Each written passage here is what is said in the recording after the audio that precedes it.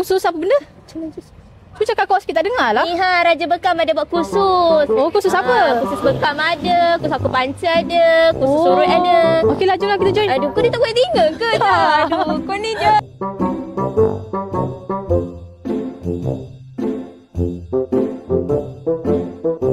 Pergi join kursus dapatlah bekam ni. Satu set ni. Join kelas bekam dapatlah bekam sekali ke?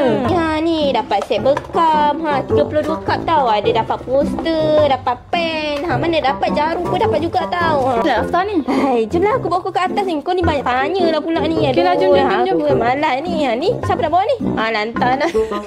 Kita nak pergi mana ni?